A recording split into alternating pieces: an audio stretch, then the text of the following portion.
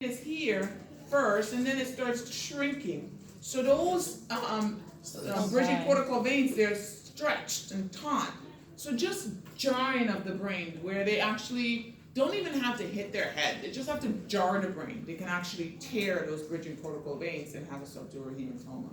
That's why I tell older people, when they come there, like, but they didn't fall. They don't have to fall. Okay? They really don't. They just have to jar their head a little too hard, and they can actually tear those bridging cortical veins. Okay? So those are the differences. Subdural, venous, epidural, arterial. Subdural, slow accumulation. Epidural, fast accumulation. Subdural, slow progression. Epidural, lucid interval. Okay? These are the things I need you to remember together. Okay? And I have some pictures here. See, it's right around the temporal lobe. You see it, and it's like a biconvex. It almost looks like an eye when you see it. Try looking at people who have them. You don't see them that often because usually they don't make it to the ER. You die right before they even get in. Most people who die on a car accident right on the spot is they lacerate the middle meningeal artery. Okay, so that brain bleed. And then your subdurals, usually it's like a sickle type shape, so you see it like that. Okay. And your subdural could be acute or chronic. Acute blood looks like this, chronic blood looks like that. Old and dark. Okay? Alright. Somebody having Patho. Betsy. The dismissed is suffering from head trauma due to severe car accident. The CT scan indicates that he has cerebral edema. Why the cerebral edema lingers? Tell me. Why? Increase intracranial pressure. Okay? These are the patients at high risk for increased intracranial pressure. Alright. Jennifer. Ms. Evans has a flexin injury with resultant incomplete spinal cord transection at level C4 through C5. What symptoms would you expect Ms. Evans to have 1 month after her injury? C4, C5. Where is C5? I gave you marks. Shoulder. So what can they move? Shoulder. Okay? You usually move their shoulder, but nothing else. Are they going to be quadriplegic, tetraplegic, or paraplegic? Well, just so you know, tetra and quadra are the same thing. I did that on purpose. Tetra is 4. Tetra is 4. It sounds like 3. It does. Yeah. Okay? So, usually quadriplegic, below the shoulder, everything below. So, everything below is going to be gone. Okay? Now, if they have an incomplete spinal cord transection, incomplete, right? Your book talked about incomplete. What's an incomplete spinal cord transection look like? Doesn't go all the way through. So usually what happens? There's a syndrome. Color. It's named after a color. The syndrome is named after a color. That white? No, It's not white. it's not white. I know, it's white. It's not black. It's not red. Purple, It's not red. red, blue. Brown-Sequard syndrome. It was on the tip of my tongue. Yeah, such a liar.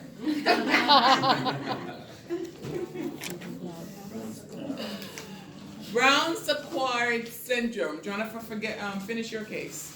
So tell me about this. So she would have a Brown-Sequard syndrome with 1 FC lateral paralysis below C4 and 5 with return of Babinski reflexes and ankle and knee reflexes. She'll also have FC lateral loss of touch, pressure, vibration, and Proprioception. proprioception. Proprioception means I know where I am in space and time. So if I take your toe and I lift it up, you'll tell me it's up. If I push it down, you'll tell me it's down. There are people who cannot tell you where you're putting their toe or foot. That's loss of proprioception. With paresthesia, below the level of transection, and contralateral loss of pain and temperature. She may experience autonomic hyperreflexia, dysreflexia. She may also have some reappearance of defecation and urinary reflexes. What's that? That's the high. So, No. well, I mean, with Brown-Séquard syndrome, at least you only have one side, okay? So usually it's an incomplete transection of the cord, so you have movement on one side of your body, paralysis on one side of your body. Loss of temperature and sensation on one side, loss of pain on the other side, okay? So it's ipsilateral paralysis. Ipsilateral is same side as the transection, or the part that's transection, okay? And yes, so ipsilateral, you're throwing me off, Miguel. Ipsilateral paralysis below the level of C4, C5, so everything below that level will be gone, okay? Pressure, vibration, proprioception with paresthesias below the level of transaction. So usually on the same side is where they can't feel pressure, touch, vibration, or proprioception. On the other side, temperature will be gone. Okay? So loss of pain and temperature on the opposite side. On the right, you use temperature on the left. Exactly. Okay? Because of sensory input. Because the sensory input, remember the sensory input comes from your body, goes up, it will not be able to pass that area for your body to interpret it. Okay? And so it usually, because it desiccates, remember what does desiccate mean? It crosses. So your body gets the information in, goes into the spinal cord at that level, and it desiccates across. So if it desecrates across to go up the spinothalamic tract, if that area is cut off, it's not going to be interpreted up the spinothalamic tract. And then when it's coming down to the spinothalamic tract, the corticospinal tract for movement. And if it can't, the corticospinal tract cannot send it down, it will be cut off at that level. So the corticospinal tract will send it down. But remember, it already passes at the medulla, so it's the same side because the level is below the medulla. So one side she can't move and the other side she can't feel. Exactly. But at least it's not all gone on one same side. There's nothing they could do for her. No. So we understand why. The spinothalamic tract, you get information from the bottom going up. Remember, it's like the captain of the ship, the captain versus the cadet. The spinothalamic tract takes information from the periphery up to the brain. It desiccates across, so if it desiccates across, it can't cross, when it crosses up, it's gonna go, okay, it can't go up anymore past that lesion, okay, on that side. Well, when I was at the Miami project, we were doing some amazing work, just preliminary with stem cells, were started with traumatic brain injury, but then, the doc wanted to do it more for spinal cord, there's more money available. You were From part of that? from the You were Miami part of the project? That's awesome. That was harder than cancer or anything else I've done. But the people that are affected, most of the people that work in the Miami project in the lab anyway, are spinal cord injury patients. And they have PhDs and they are just capable and alive and just incredible folks. And they wanna do a whole lot. Yeah. Why? Because there's money in it. Now let's see what you learned. All right? That's a Debbie Downer. No, I'm just saying, there's a lot of money in spinal cord trauma, because what? The NFLs, what do you call him, that guy, Christopher Reeves. There's so many people who are celebrities that have had issues, so they actually pour a lot of money into spinal cord injuries. Right? There are young kids who are in car accidents that are walking today and tomorrow you're not. That's why people don't like Neuro. People don't like Neuro because you could be standing and talking to me today and have a massive subarachnoid hemorrhage and dead tomorrow. And just like, no, and people have a hard time with that. I have patient family members who say to me, don't tell me that. And I go and I tell them that they're brain dead and they wanna kill me because I say, they're like, no, he was just talking to me. How could you tell me he's dead? That's how it is. Unfortunately, he's dead. And what brain dead constitutes, so. Were you in the case, the young lady that Patho South Miami had with the girl that was having surgery for her butt? Oh, for her boobs? Yeah. Yeah. I wasn't on the case, but I know when it came in. That they did the whole, organ donation and all that. That was wrong. It is. What happened to her? What was that? She went to do breast implants. And ended up brain dead. During the surgery? I don't know what happened. Yeah. Don't know what happened. Yeah, but that's not like. All I can tell you. That's not like, that's not. That's not like about that. it, no. But still. All right, guys. Anyone want to volunteer to read this for me? 26-year-old motorcyclist was thrown from his motorbike over the roof of a motor car after a head-on collision. Good Lord. He landed on his back, which was afforded some degree of protection by a Kevlar back support within his protective clothing. Was he a policeman? Must have been. He was conscious throughout and was brought into the accident center, immobilized on a long spinal board with head blocks and a hard collar in place. Secured to the board with straps and adhesive Velcro. Primary survey revealed a well-maintained airway, no sign of compromised ventilation. He was hemodynamically stable with no clinical signs of chest, pelvic, or abdominal injury. Initial neurological exam found him alert and oriented with a GCS of 15. His pupils were uneven, the right being 2 millimeters larger than the left, but direct and consensual reflexes were intact. He had minimal drooping of the right upper eyelid. He had what? And his pupil was what? Myotic. Meiosis, myotic, ptosis, awesome. Learning has occurred. All right. Full neurological exam demonstrated reduced motor power on the left side. Shoulder adduction and elbow flexion was diminished, but movement was absent or reduced to a flicker for elbow extension, wrist flexion and extension, finger extension and flexion, and all muscle groups in the lower limb. Right-sided motor function, however, was normal. Sensation was abnormal below C6, with absent pinprick sensation on the right side and abnormal light touch and proprioception sensation on the left. Reflexes were all reduced on the left side, although meiosis and ptosis of the right eye were present, and hydrosis was not noted. Okay. He has that syndrome. He has what syndrome? The brown. Brown-Sequard syndrome. He has another syndrome here too. What's the other syndrome? Horner's. What is Horner syndrome? Horner syndrome is what? No. Yeah, those are the symptoms. But what causes Horner syndrome? Dr. Leal talked about it. She did talk about it.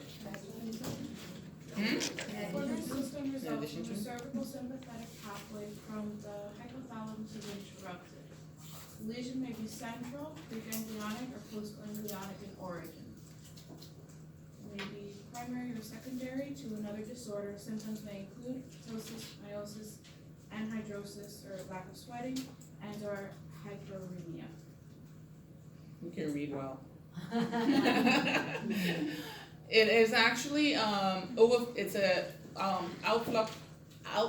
obstruction of sympathetic outflow, and it usually results from a spinal cord injury. It can actually be from a central injury also, but it's an obstruction of sympathetic outflow. Yes. So parasympathetic takes over, right? Is this the one? Yes. Well, kind of, sort of. Yes. Well, there's no sympathetic, so that Is an obstruction. Okay. All right. This is what his cord looked like, and that's the lesion right here. Usually, just showing you this, you don't have to know this. This is what a cord looks like. I get really excited when I look at the brain in this line, so I show you everything. This is brain, this is all normal, but this area right here, that's the infarction, that's the damage, that's where the swelling is, and it's white. Okay? So when you're looking at spinal cord, you're looking at your MRIs, you look for that. You see that, you know. So we Like talked about this. You'll see white and like the gray Yes, portion. yeah. Kinda like the brain. Same thing. So even though anhidrosis was not present, It still classifies as Horner's because they don't have to have all three, oh, but he did qualify in hand too. So he did. Okay. And you will see in normal people, fortunately or unfortunately, they don't look like textbook all the time. You really just have to look at what's going on. He had this presenting symptoms. He had a cervical spine injury. He had the meiosis and ptosis. So he did qualify. He did have it. And this is I just get a slide to show you what Horner syndrome is and what Brown-Séquard syndrome is. Okay? And they can go together, just like this guy had him. He's just unfortunate, but he had both. All right. But is Horner syndrome reversible? Cause like, I remember a long time ago, I had a patient that had a carotid dissection, and that's actually how she was diagnosed With with Horner Horner syndrome. syndrome. I guess it can be. It depends. Everything depends on how long the damage been there. Okay. So there are things. Horner syndrome. If you catch it in time, if you treat the patient, you should usually with this patient that we just talked about. What they probably did is as soon as the EMS picked him up, they took him to the ER and they started that hydrocortisone. There's a whole lot of studies that show it may not work, but in younger people with acute trauma, they put it anyways. And usually they start those things right away. They cool them in certain institutions just to try to decrease the swelling, and sometimes you see the things come back. So it's hard. All right. Another volunteer? Tim is a 25-year-old male brought into the ED via EMS status post-fall from a ladder. Tim was putting Christmas lights on his roof when a roof panel gave out from under him, causing him to fall 20 feet onto the driveway in his yard. Oh my goodness. He was not able to get up himself after the fall. No. On exam in the ED, he is awake. He is alert and oriented to person, place, time, and event. Pupils are 3 millimeters reactive bilaterally, and cranial nerve 1 to 12 are all intact. He is able to maintain his airway adequately. On extremity exam, he is able to shrug his shoulders, but he is unable to lift his arms or legs. He is unable to detect any sensation starting just below the nipple line. Oh my God, I was supposed to change that. I'm sorry. Those shoulders, yeah. I had it changed, yeah. Sorry. So just below the shoulder line, Shoulder, yeah. you are unable to elicit his reflexes. His vital signs are as follows: temperature 93.5, heart rate 55, respiratory rate 18, blood pressure 80/40. What's going on here? What is his diagnosis? Yes, but what did you say? No, come on. She said the right answer, but she doesn't want to say it. Spinal shock. What constitutes the spinal shock? Is that spinal shock or neurogenic shock? No reflexes, hypotonic. Hypotonic. So what else do we have going on then? Neurogenic shock. The yes, you can actually have both. They intertwine so much that some books call them the same thing. If you read certain texts, they will call spinal shock and neurogenic shock the exact same thing. They will not distinguish them. And some books calls them the same. Okay? So, what is neurogenic shock? Unopposed parasympathetic stimulation. And what happens is your sympathetic tone is completely gone, so they have no sympathetic output. All they have is parasympathetic output. Their parasympathetic output, their blood pressure drops because what usually happens is acetylcholine. What does acetylcholine do to the myocardium? Slows it down. It's an inhibitory neurotransmitter on the myocardium and the visceral muscles, and it's an excitatory neurotransmitter in the brain and on the musculoskeletal system. And we'll talk about that a little bit more.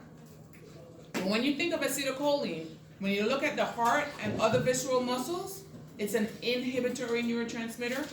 But when you look at the brain, because that's what we give in Alzheimer's disease to try to excite, it is an excitatory neurotransmitter. So the opposite in the brain and In brain and the musculoskeletal. Because remember, we need acetylcholine at the neuromuscular junction for movement. So that's excitatory. At the heart, other visceral organs, it's inhibitory. So it's going to inhibit the blood pressure. So you get a low blood pressure, low heart rate. And what usually happens here with the temperature, they become what we call poikilothermic. Because there's no information going to the hypothalamus. So the hypothalamus cannot redirect or constrict, cause vasoconstriction of the vessels to actually give heat to the body. So usually what happens is they take on the temperature of the environment. They call it poikilothermia. Poikilothermia. Poikilothermia. Poikilothermia. Okay. So they become poikilothermic. So you see the temperature 93.5. That's because they're usually taking on the temperature of the environment. So in spinal shock, you see hyporeflexia, you see poikilothermia, you see hypotonic state. Their muscles are hypotonic, and usually this is spinal shock. How does spinal shock resolve? How do you know spinal shock is resolving? Return of reflexes. Okay, guys, you learned something from your listening to your videos. Or reading through the body. Okay. We talked about it, these two things. All right. Do you guys want to take a small break? yes. Brain overflow. Take a break.